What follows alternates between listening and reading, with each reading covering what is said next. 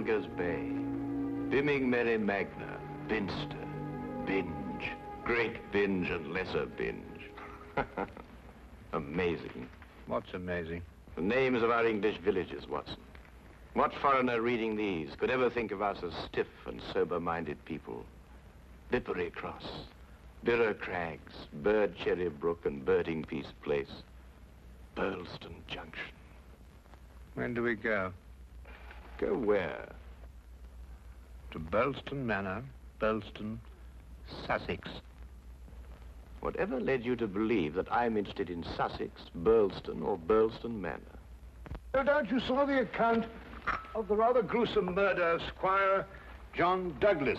Quite so. The case has interesting features. But at the moment, I'm more interested in the fly fishing possibilities in the neighborhood of Burlston. Ah, that would be the Arun. Runs within 2 or 3 miles of the manor house. Hmm? What manor house? Burlston, the home of the late Squire Douglas. Oh, yes, I remember. I believe he was quite a fisherman. The moat is 40 feet wide. 40 feet wide? Well. Good Lord. He could probably fish from his bedroom window. And when the drawbridge is raised, the place becomes an island. 4 hours after the bridge is raised, the body of Squire Douglas is found in his study with half his head blown off. That should appeal to you. Fishing seems a safe business by comparison. Do you row a boat? A boat? For fly fishing? Have you ever fished before? Does this look like the equipment of an amateur? Odd word. Which? Equipment. All the fishermen I've ever known talk about their tackle. What do you deduce from that, Holmes? Obvious. Your fishing friends either lack experience or vocabulary. We deep-sea fishermen are in the equipment class. None of your nasty little bundles. Yes, that gaff is far more suitable for a shark than a trout. Do you really think so? No good for trout? Well, it depends what trout you're after. Oh yes. Well, we must carry a tape measure. A tape measure? What on earth for? To measure our catch, of course. To measure our catch and throw back the little ones. A good rule in life, Watson. Always remember to throw back the little ones. You think our prey will count as a big one or a little one? Well, hardly as big as Squire Douglas, lying dead in his castle, surrounded by his moat. Holmes, you've been analyzing this case. Well, you know, I haven't got enough data yet for analysis, really. Do you think it could be an accident? What, with a sawn-off shotgun? And the triggers of both barrels wired together? Murder, eh? Yes, possibly. What do you mean by possibly? Don't sit there, man. That may be opportunity knocking. Oh.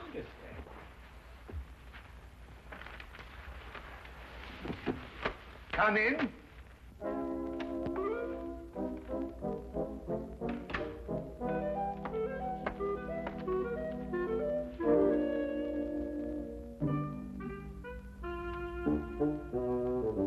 Mr. Sherlock.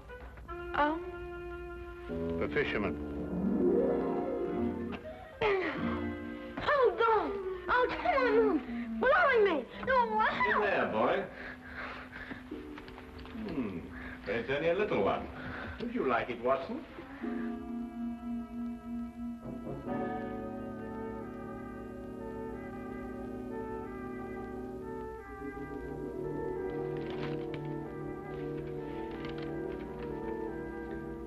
Would appreciate your view. Intriguing affair, Burlston Manor. Signed, Inspector McLeod. Ha! Please, English, for I'm utterly baffled. Help. Hey, where is it? Where's what? Well, the tape measure, of course. Where is that tape measure? Holding the fiddle case together, sir. Fiddle? Violin case, boy. Oh, tell me, Watson, how are we off for trains? Trains? Ah, yes. Now, let me see. Burlston. Yes, now, that would be the West Sussex Littlehampton Bognor line. Now, there's a 10:15. Now, that doesn't stop. No, of course, it's a 12:3. That will get us in at 4:2 or 4:7.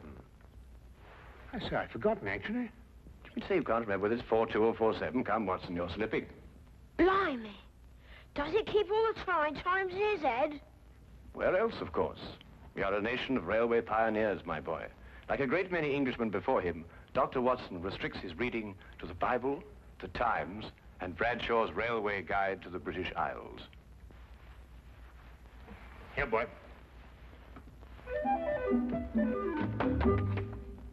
Man of the March Hares, that's what you two are.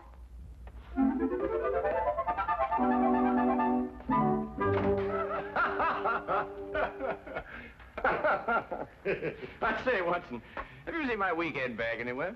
I suspect it's under the stairs. Mrs. Hudson got very tired of seeing it lying about. Oh, good. Well, that means it hasn't been unpacked anyway. I assume not. Excellent. Then everything is ready. Oh, be a good fellow, would you, and dig out that bag and put it in the cab along with that tackle. Why? Aren't you going to be here? I have a little reading to do. Pick me up at the British Museum Library, say half an hour before the train leaves. Now, look here, Holmes, this is no time to go reading. You'll miss the train. I cannot vouch for the punctuality of Dr. Watson or the reliability of the company's steam engines, but I, for one, propose to be at Burlston Halt at 4:02 p.m. precisely.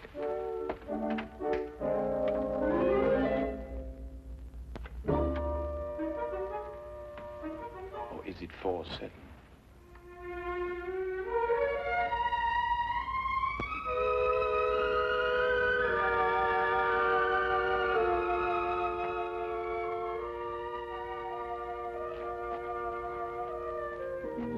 It was a nice piece of work, if I say so myself. The entire story hung on a spider's thread. A spider's thread? Exactly. Huh. Yeah, it sounds interesting, Inspector. Now, perhaps you'll start at the beginning. Simply stated, the castle, as you see, has a moat. And when it's up, as it was at the time of the murder, it's a sealed fortress. Who was in the castle at the time of the crime? The murdered man's wife, Mrs. Douglas, and a foreign friend, John Morell. Just those two? And the servants, but we've been able to rule them out completely. And from your description of the house, it would have to be one of them. Either Mrs. Douglas, or this friend of hers, Morell, or both of them. They tried to make it appear as though someone had broken into the house and then dived through the windows to swim the moat. But you disproved it. Completely. How? I'll tell you when we get there. This murder weapon. A sawn-off shotgun, I believe. An odd weapon, that. And a foreign gun, too. 3 letters on the barrel. P-E-N. Aha. A larger P with a flourish over it, followed by a smaller E and N. That's right. Ah, the Pennsylvania Small Arms Company, the famous American firm. That's perfect. That's all I need. You mean you need additional evidence? Well, Mr. Holmes, every little helps, you know. Then your case against Morell is not complete. It's complete as far as... How did you know Morell is the murderer? How did you know? He has to be. Why? He's the only one who could be. Suppose I were to tell you that Morell is not your murderer. How do you know? Yes, Holmes, how do you know? Why didn't you arrest him? Well, he doesn't act like a murderer. Ah, he's too self-confident, eh? That's right. Seems to be daring you to arrest him. Yes. How do you know all this? Holmes, do you know this man Morell? Fascinating. Fascinating. The case has suddenly assumed the most astounding proportions and the most astonishing challenge, Watson.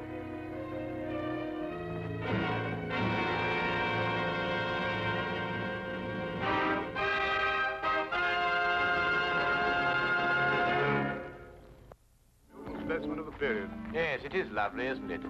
What did you mean, Mr. Holmes?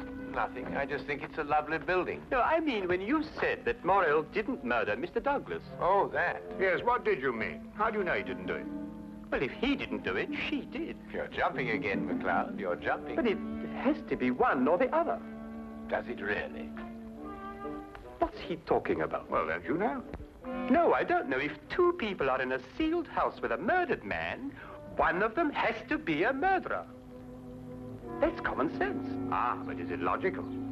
What do you mean? Is it logical? I don't know, but Holmes says that all the time. I was hoping you might be able to tell me.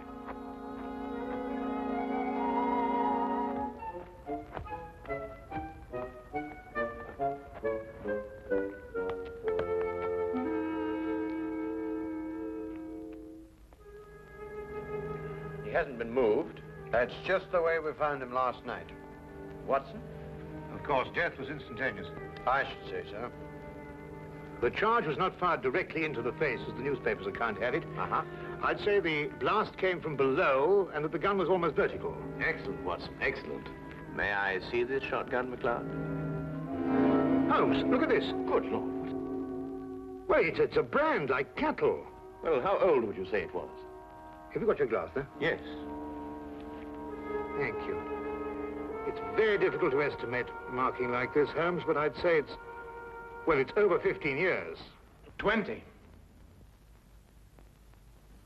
Mr. Morrell? At your service, Mr. Holmes. Dr. Watson. News travels quickly.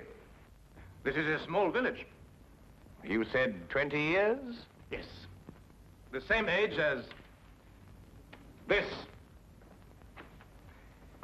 It stands for the Mesa Valley, Arizona.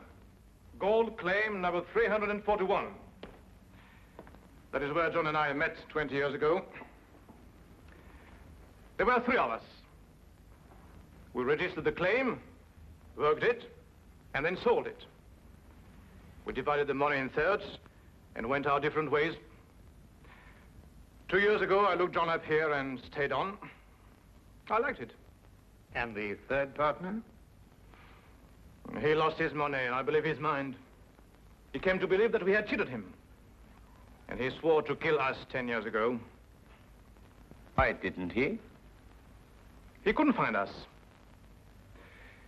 No, we didn't have the same names at the time.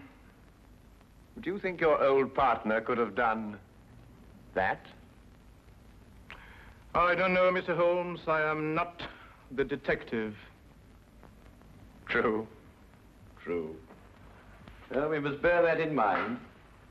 You tried to make it appear as though another man had been here and went out through the window.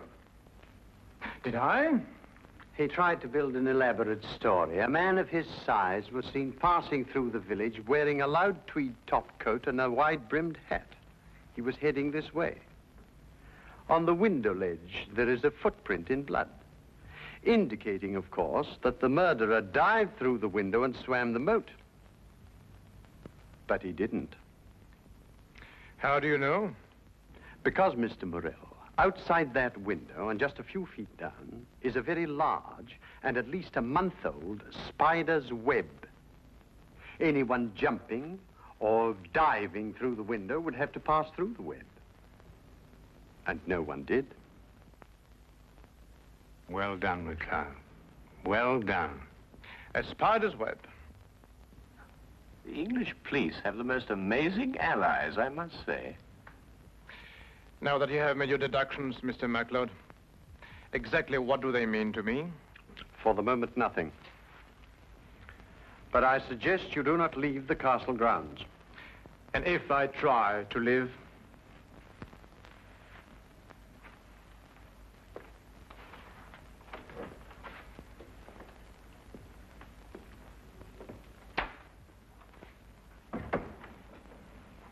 Well done, McLeod. You certainly got your man. But I'm not rushing in to make any arrest. I'm going to make sure the case is iron cast. Oh, very wise. And what's the motive? Revenge for the Vermis Valley affair? I've got to go a bit careful there, Doctor. If you ask me, it's a case of, cherchez la woman. Oh, what's he? Oh, Mrs. Douglas?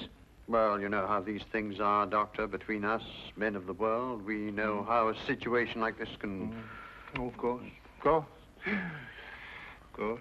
Of course. Delicate situation, then. Delicate. Yes, delicate.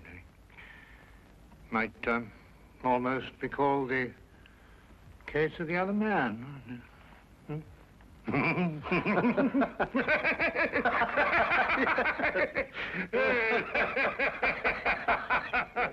The other dumbbell. Who? Not who, what. What? That's right, what. What are you talking about? That. There's only one dumbbell. One dumbbell. That's right. Well? There's only one dumbbell, Watson. I know. That's it over there. Yes. Where's the other one? Well, I don't know. I've only just come here. Do you know where the other one is? What difference does it make? Well, that's right, yes. What difference does it make? Maybe there is only one dumbbell. One dumbbell? But they come in twos. Perhaps he only had one. Watson, do you mean to tell me that you can stand there, surrounded by all these athletic trophies, and suggest to me that such a man would only use one dumbbell? Well, what difference does it make? Yes, what difference does it make?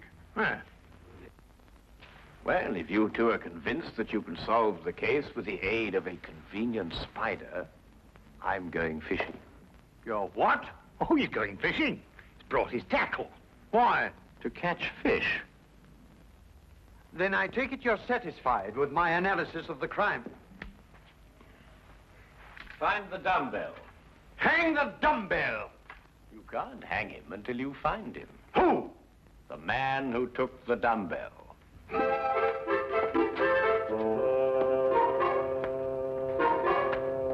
You've gone too far now, Holmes. I think you've made him very angry. Then he should fish.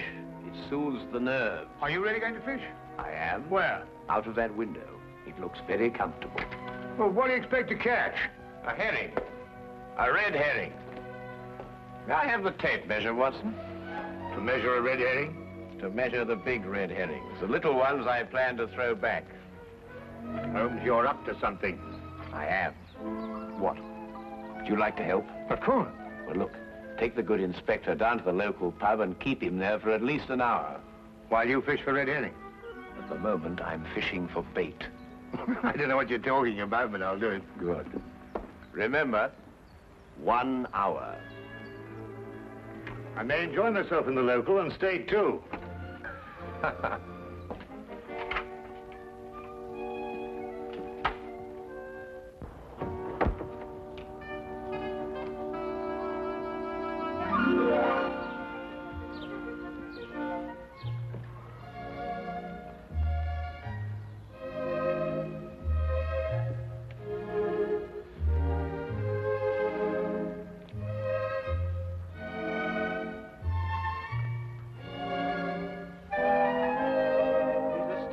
That Holmes. What do you think he's been doing? There's no guessing with him. For all we know, he may really have been fishing. Perhaps we should have given him more time. He's been an hour. That's all he asked for. Yes, that's right enough. Inspector McLeod. Hello, Sergeant. Have you seen Mr. Holmes? I certainly have, sir. What's wrong? You know the staircase in that room? Huh? Mr. Holmes was sliding down them banisters. He was what? That's right, sir. Sliding down the banisters he was. Well, he was probably investigating something. Probably. Well, let's ask him. There must be some reason behind it. Good afternoon, gentlemen.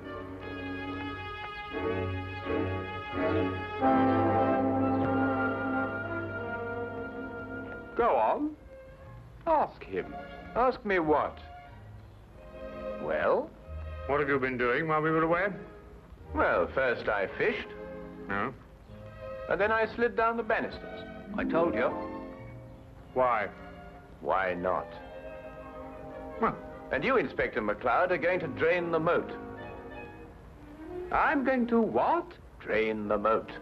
Empty it right down to the bottom. I can't do that. That's a major engineering job. Don't you realize that's a real river that runs round the house? Well, in that case, don't drain the moat, but tell everyone you're going to. And then what? Then we'll all meet back here in an hour's time. and see if we can find somebody pulling something out of the moat. Exactly. What? Red herrings. As mad as a March hare.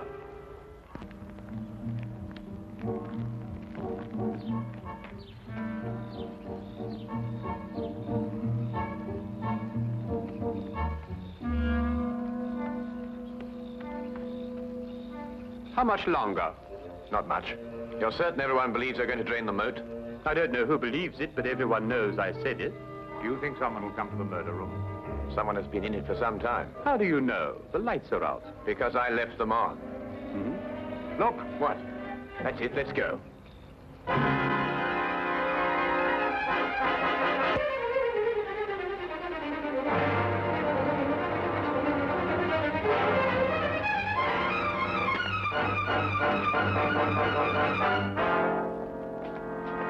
Oh, excuse me. What are you using for bait?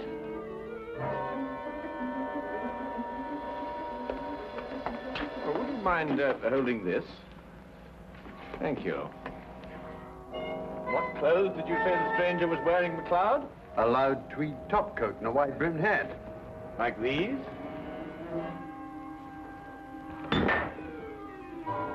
The dumbbell.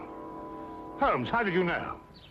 When you're working near water, Watson, and a heavy object has disappeared, you may conclude, until you can prove otherwise, that it has been used to prevent some object from rising to the surface. All right, Morrell. You're under arrest for the murder of John Douglas.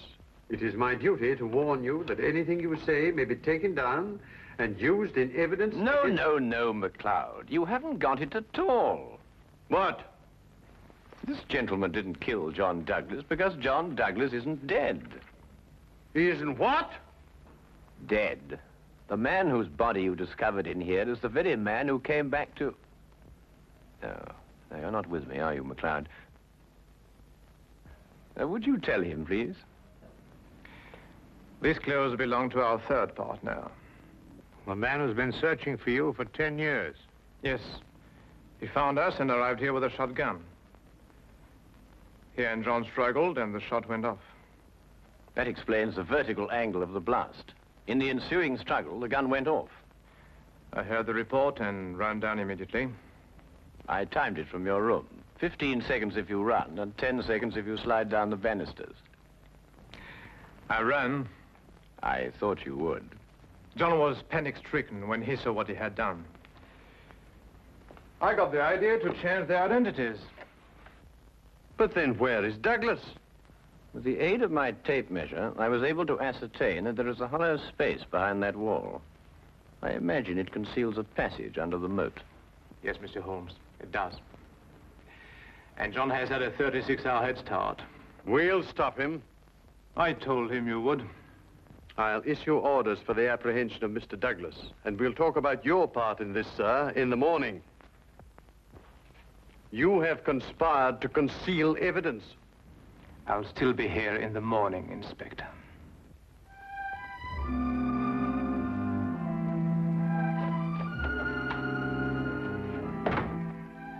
A very brilliant piece of deductions, Mr. Holmes. An excellent application of applied psychology. I haven't been tricked many times in my life. You must remember that the next time you become involved with murder. And you can now continue your fishing in a more normal manner. Fishing? No, I don't care for it, really. Unless it's deep sea, of course. Yes. But in the absence of an ocean in the immediate vicinity, I think we'd better start back to Baker Street immediately. Well, now, there's a 9:13 or a 10:23. The 10:23 will hold us up at Tunbridge quite a while. Will it wait? Thank you, Mr. Holmes. Not at all.